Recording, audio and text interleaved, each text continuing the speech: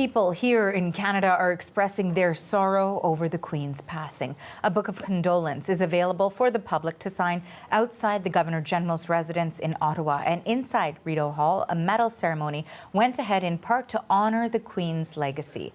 The CBC's Janice McGregor is there at Rideau Hall. And what has it been like there today, Janice? It's just so poignant, really. I keep coming back to that word, a mix of very formal honors and very special informal moments. Let's talk about the formal stuff first. A ceremony honoring the 50th anniversary, actually, of our national decorations for bravery. 40 recipients, one receiving a posthumous Star of Courage, the rest bravery medals for acts of real life heroism, really. Hearing King Charles cite Shakespeare at the end there, that line from Hamlet, these are real life stories of drama and trauma and our fellow citizens who rose above. And I point you to the citations online to hear from more of them. I was speaking with a gentleman who saved someone who had slipped under the ice at great risk to himself. And he said, being here at Rideau Hall today, all the more poignant because of this bigger context now. His journey here from Cape Breton, 3 years in the making. They landed yesterday. They didn't know what would happen, whether it would go ahead. When they heard it would, it was even more powerful for them. Governor General Mary Simon spoke about the decision to proceed with this ceremony and honor the Queen's legacy, really by awarding these medals to some of our bravest and best. Take a listen. There was discussion about how to proceed in the coming days as we mourn the loss of our beloved monarch. We talked about whether to move forward with this ceremony today. In the end, we decided this was an important gathering. These decorations for bravery and the Canadian honour system as a whole are a legacy of Her Majesty. And of course, that legacy very much about service, duty to country, sacrifice, all really the things that these national distinctions for the people gathered here today are meant to celebrate. But let's also talk about kind of the informal moments that I have seen here.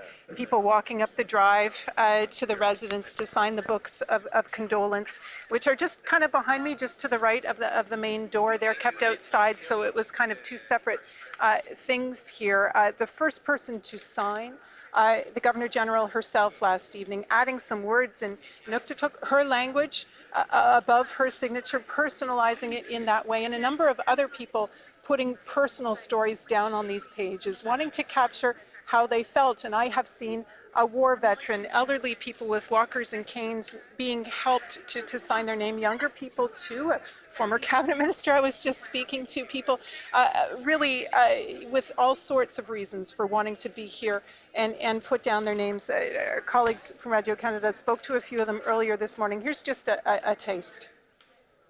She was a wonderful sovereign.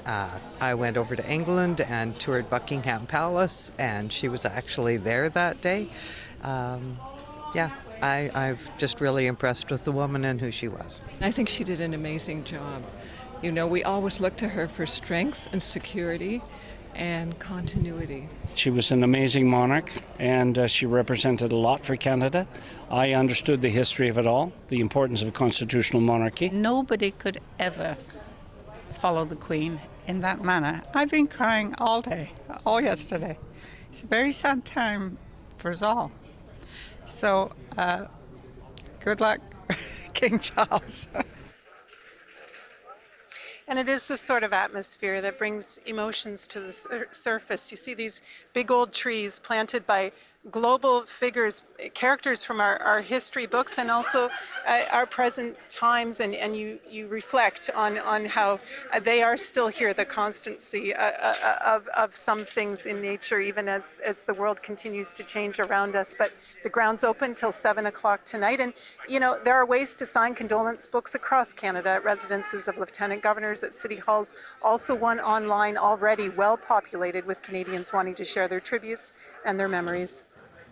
Now, Janice, the Queen was, and now the King is, the head of state of the UK and 14 other countries, including, of course, Canada.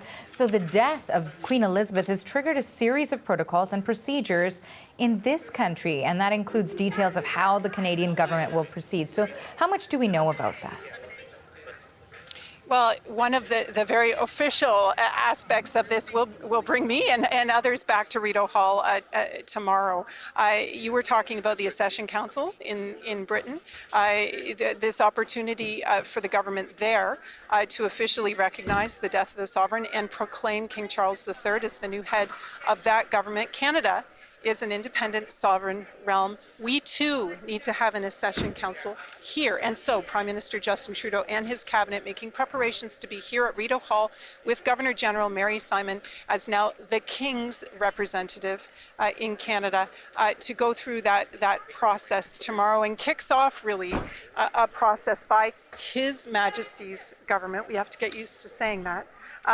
Of planning and doing the range of things, some ceremonial, some very practical, like, redoing the inside cover of the passport, a whole host of things in the coming days and weeks and months. We think first, though, about this 10-day period of mourning, the national commemoration of the life of the Queen that would likely fall on September 19th, that too, the day the House of Commons expected to be back. We wait to see how this will affect the plans for MPs' return to Ottawa, but they too, in the House of Commons, will be speaking to the death of the Queen and also recognizing their new king as a body, as a legislative body. So all of this lies ahead for all of us, and that's before we've even talked about the coronation farther down the road. A lot of work for the protocol staff and the logistics people going forward. Thanks for this, Janice. That is the CBC's Janice McGregor outside Rideau Hall in Ottawa.